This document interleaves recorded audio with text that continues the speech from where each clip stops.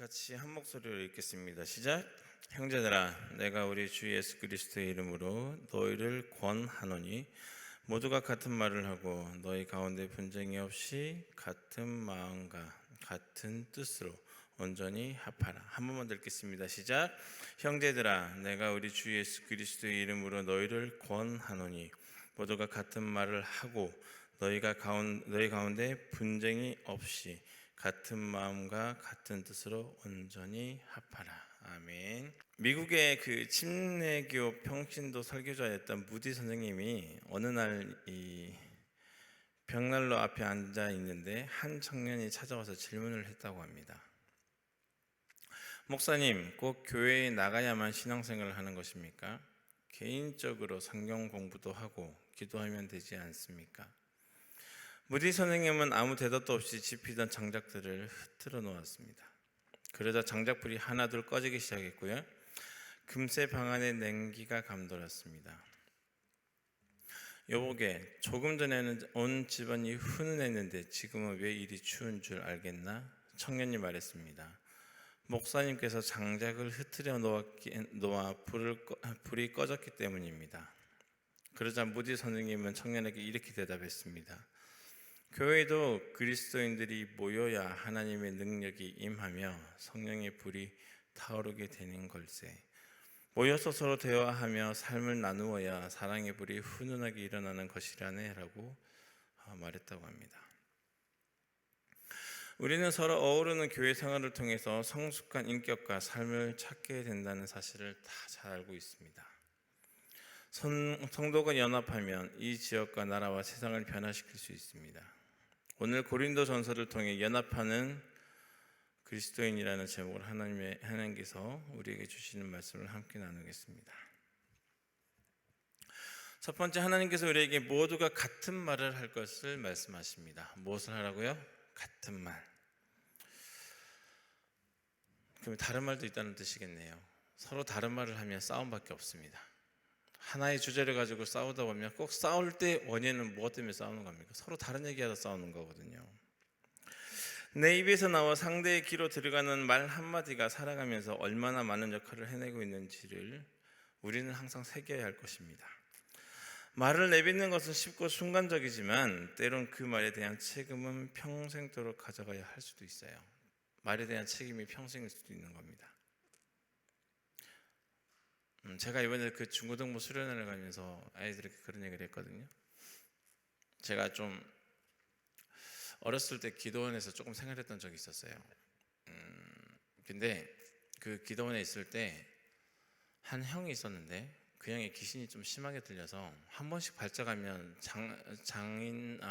어른들이 3-4명이 붙어도 힘을 감당할 수가 없어요. 근데 딱 그 사람이 발작했을 때 제지할 수 있는 게 딱 하나 있었거든요. 그게 뭔지 아세요? 신기하더라고요. 찬송할 때는 조용해요. 예배 중에 발작이 일어났는데 찬양하면 가만히 앉아있다가 찬양이 탁 끝나고 나면 찬양 소리만 안 들리면 혼자서 막 욕을 하고 힘을 주변에 괴롭히는 거예요. 근데 이제 제가 그 얘기를 하려고 하는 게 아니라 그 형이 어렸을 때 얘기를 제가 잠깐 해주고 싶어서 그래요. 원래 그 형이 경상도 사람이어서 원래 경상도는 좀 되게 무뚝뚝하거든요. 걔 밥 먹었나? 막 이러면 끝나요. 뭐 잘 잤나? 이러면 없어요, 그 다음에가. 근데 이제 그 양이 어렸을 때 보통 사람들 보면 이렇게 관심을 받고 싶어 하는 사람들이 있잖아요. 아이들도 마찬가지지만 성인들도 보면 이렇게 관심이 받고 싶어 가지고 하는 행동들이 있어요. 그럴 때는 성향이 어린아이와 같아서 그래요. 그런 사람들에게 장단점이 있는데 가장 큰 장점은 뭔지 아세요? 쉽게 받아들여요, 뭐든지. 그래서 하나님을 해도 잘 받는다는 장점이 있지만 이 형은 이제 좀 어떻게 했었냐면 부모에게 관심을 받고 싶은데 부모는 그때 농사를 지었대요. 뭐 이렇게 가수원이랑 하면서. 그러니까 이 아이를 돌볼 시간이 없는 거야. 그러니까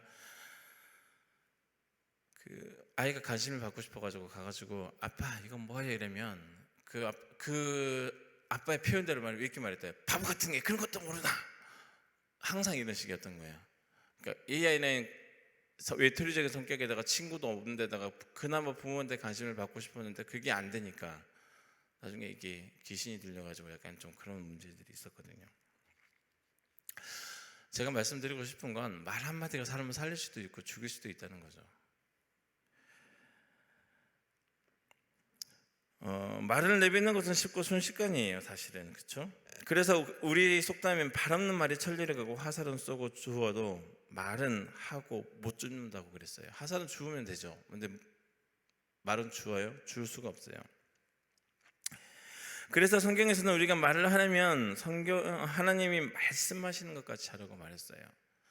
여러분 이 얘기를 좀 잘 생각해 보시면 좋겠어요. 하나님이 말씀하시는 것 같이 말을 한다. 어떻게? 그러면 만약에 채소 여러분 물을 우리가 따가서 먹으려면 그 물이 맛있으려면 안에 맛있는 게 들어있어야 맛있는 물을 마실 거 아니에요. 근데 만약에 그 사람 속에가 좋은 것이 없으면 하나님이 말씀하시는 것 같이 말을 할 수 있겠습니까? 근데 성경은 말하기를 너희가 말을 할 때 하나님이 말씀하시는 것 같이 해라. 그러니까 한마디로 말을 조심하라는 얘기죠.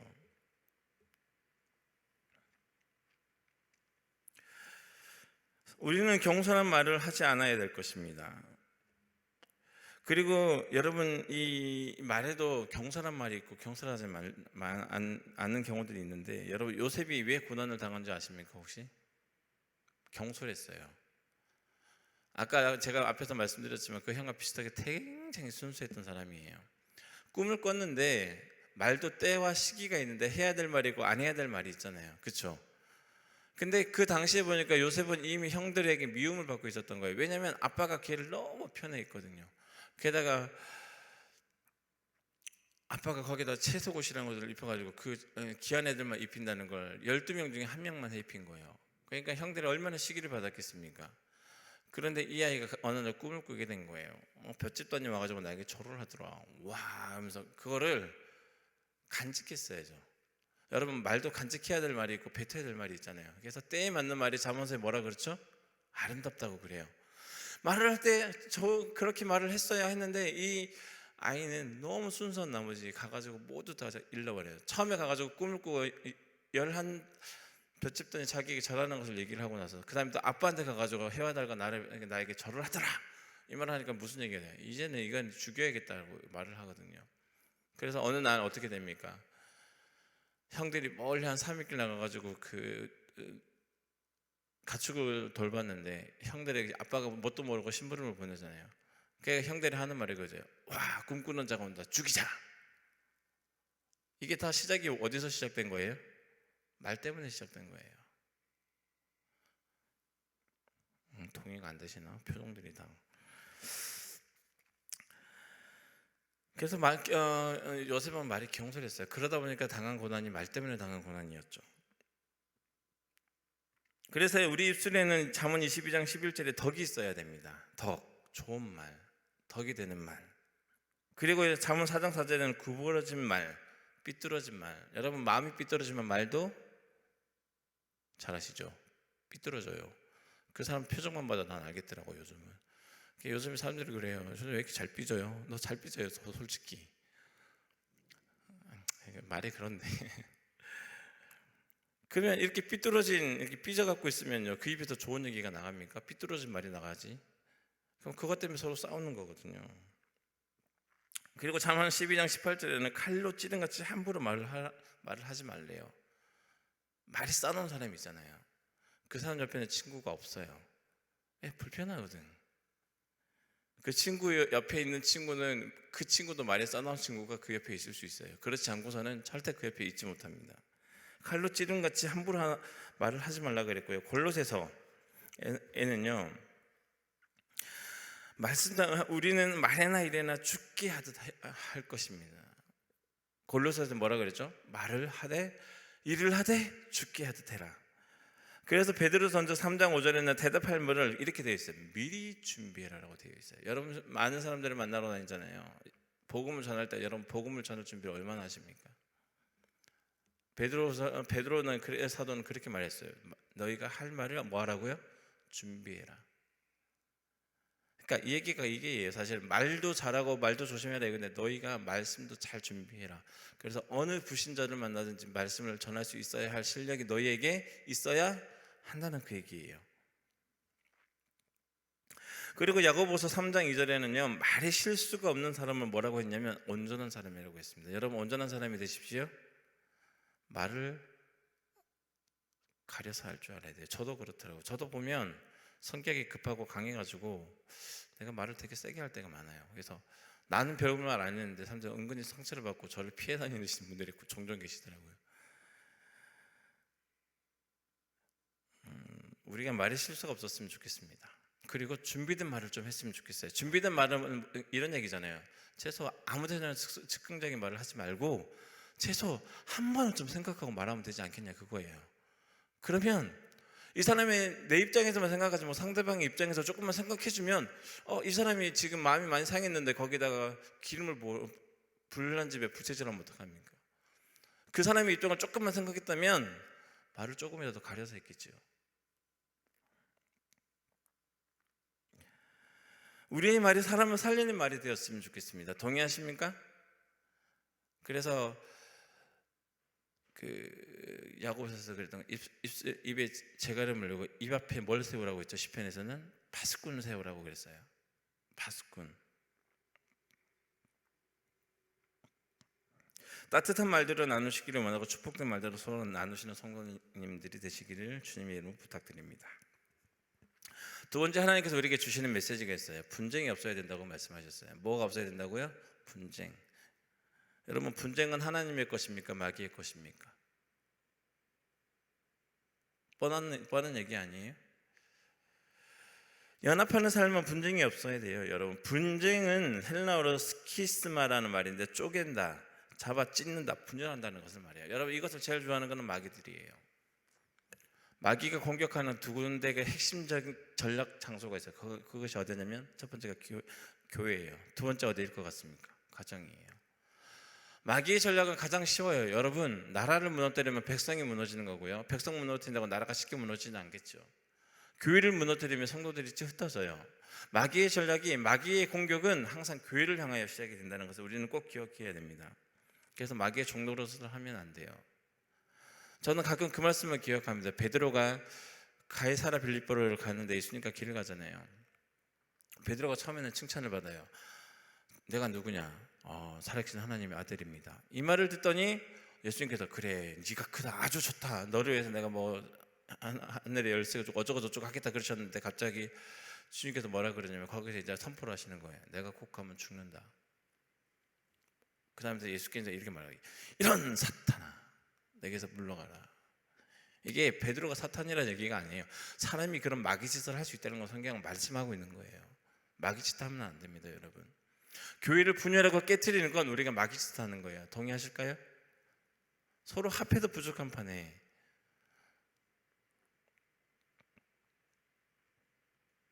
제가 오늘 드리는 말씀 오해 없이 들으셨으면 좋겠습니다. 저는 누구를 그런 거 일절 없습니다. 그냥 성경에 있는 말 그대로 말씀드리는 거예요.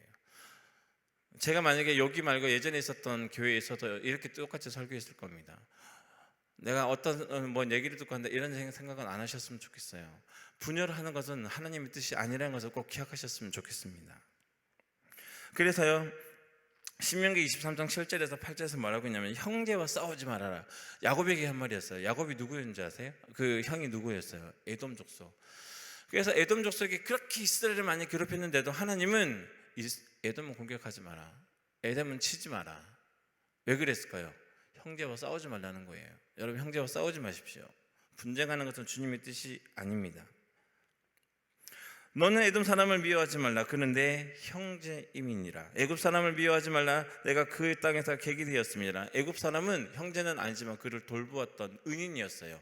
어쨌거나 430년을 괴롭혔다고 하지만 애굽이 없었으면 이스라엘은 갈 데도 없었겠죠. 그러니까 적이 가끔은 친구가 되기도 하는 겁니다. 그리고 시편 133편 1절에서 3절에서는 이렇게 말씀하고 있습니다. 보라, 형제가 연합하여 동거함이 어찌 그리 선하고 아름다운 거. 머리에 있는 보배로운 기름이 수염 곧 아론의 수염이 흘러서 그의 옷깃까지 내린 것 같고. 형제가 연합함이 주님이 보시기에 아름다운 일입니다. 세 번째, 연합하기 위해서 주님께서 우리에게 하시는 말씀은 같은 마음을 품으라고 말씀하십니다. 우리가 살면서 부부도 한 마음이 되기 쉽지 않습니다. 하지만 서로 하나 되고 연합하는 방법이 있는데 그것은 한 방향을 보는 거예요. 그래서 우리가 가끔 이렇게 텔레비전 이렇게 보면 부부 이렇게 멘트들을 보면 부부들이 한 방향을 본다 이런 표현을 쓰잖아요. 서로 성격이 다르고 살아온 환경이 다르고 살아온 교회 환경이 다른데 어떻게 하나가 되고 연합이 되겠습니까? 불가능한 일이에요. 근데 하나 되시는 방법은 딱 하나예요. 하나의 방향을 보면 됩니다. 한 방향을 보고 한 방향을 걸어간다면 비록 생각은 조금 다를 수 있지만 다 거기에 서로 맞춰가는 거예요. 생각은 흩어진 것이 아니라 서로 잘 맞아서 맞는 게 아니라 안 맞지만 내가 포기하고 맞춰주는 것이 한 마음을 품는 것입니다. 그래서 어떤 마음이냐면 빌립보서 2장 5절에서는 너희 안에 이 마음을 품으라 곧 그리스도 예수의 마음이냐. 어떤 마음을 품으라고 말씀하십니까? 예수의 마음을 품으라고 말씀하십니다. 그게 한 방향이에요. 우리가 예수님 때문에 이 자리에 있지 여기 예수 아니면 남아있을 사람은 아무도 없습니다. 여러분 교회 장사하러 오셨습니까? 교회 일하러 오셨습니까? 아니요, 예수님 때문에 와 있는 겁니다. 그래서 히브리서 12장 2절에서는 믿음이 주요 곧 또 온전하게 하시는 이인 예수를 어떻게 하려면 바라본다는 건 한 방향으로. 우리의 방향은 앞으로 어디 방향입니까 여러분? 나의 성공이 여러분의 방향입니까? 아니면 내 자식이 잘 되는 것이 여러분의 방향입니까? 예수님이 우리의 방향이 되어야 될 줄 믿습니다.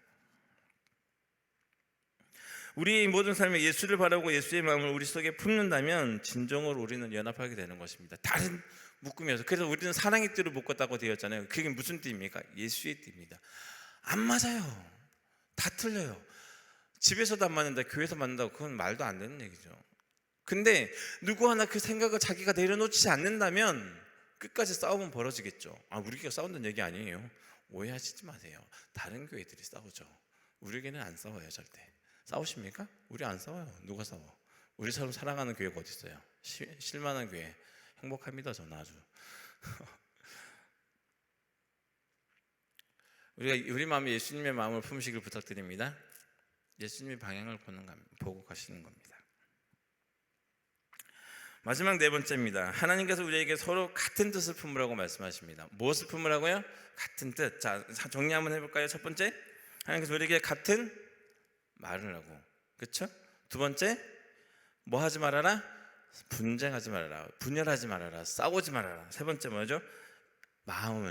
같은 마음을 품고, 마지막으로 주시는 건 같은 뜻을 품으라고 되어 있습니다. 우리가 하나님의 뜻이 뭐냐 보통 사람들에게 물을 때 데살로니가 5장을 항상 얘기합니다. 한번 외우시는 분 시작해 볼까요? 시작. 항상 기뻐하라, 쉬지 말고 기도하라, 범사에 감사하라. 이것은 개인적인 하나님의 뜻이에요. 하나님이 개개인 한 사람을 자녀로 부르시고 내 것이라고 부르셨는데 너희가 합평하기 원하면 하나 되길 원하고 너희가 사랑하고 너희 마음이 평안하길 원하고 사랑이 넘치길 원한다. 이건 개인적인 하나님의 뜻이에요. 그러면 공동체적인 큰 그림으로 봤을 때 정말 하나님의 뜻은 무엇일 것 같으세요? 우리는 이거 날마다 하고 있는 거 있어요. 여러분 그 주기도문에 보면 뜻이 하늘에서 이루어진 것 같이, 그 앞에 이래죠. 나라가 임하시오며 뜻이 하늘에서 이루어진 것 같이 땅에서 이루어지다. 하나님의 뜻이 무엇인지 아십니까? 하나님의 나라가 임하는 거예요. 어디예요? 지금은 하나님의 나라가 보여요, 안 보여요? 다 안 보인다고 말해요. 저는 보여요. 사랑하면 우리는 이미 하나님의 나라를 이루고 있는 겁니다. 그리고 이 교회는 사랑의 공동체이기 때문에 이 교회는 하나님의 나라가 맞습니까? 아닙니까? 하나님의 나라입니다. 하나님의 나라는 가정에서 시작되고 교회에서 시작됩니다. 그러면 복음 들고 나가는 것처럼 세상에 영향을 받는 거예요. 교회가 힘을 잃어버리면, 그래서 교회를 두고서 예수님께서 하신 말씀이 뭐예요? 너희가 맛을 잃은 소금이 되지 말라고 말씀하시는 거예요. 너희는 이렇게 말씀하셨죠. 너희는 세상의 빛이요 뭐라고 하셨습니까? 소금이다. 예수님께서 하시는 말씀의 마지막이에요. 너희가 만약에 빛 역할을 못하고 소금 역할을 못하면 내 길거리에서 지근지근 밟혀서 쓰레기같이 버려질 거다. 그게 예수님의 말씀이셨어요. 우리는 하나님의 뜻을 이루기를 원합니다. 그 하나님의 뜻이 이 교회는 하나님의 나라. 그래서 세상에 있던 마귀 들린 자가 교회에 왔는데 귀신 떠나가고 회복되는 역사가 나타나면 얼마나 좋겠습니까? 저는 교회에서 지금도 이런 사역이 일어날 수 있다고 믿습니다. 귀신들은 떨어요. 병에 모든 병이 다 귀신 들려서는 아니에요. 귀신 때문에 생기는 병도 있을 수도 있고 자기가 다쳤을 수도 있고 하나님이 뜨시는 병도 있겠지만 교회에 어떤 사람이 오든 상관없어요. 교회에 왔는데 치유와 회복이 일어나고 사랑을 느끼고 외로운 사람들의 외로움이 회복되고 사랑이 회복되고 가정이 무너졌던 가정인데 교회 와서 회복이 된다면 이 공동체는 진정한 하나님의 나라가 되는 것입니다. 우리는 우리 이 실만한 교회를 그렇게 하나님의 나라의 공동체로 만들어야 될 줄 믿습니다.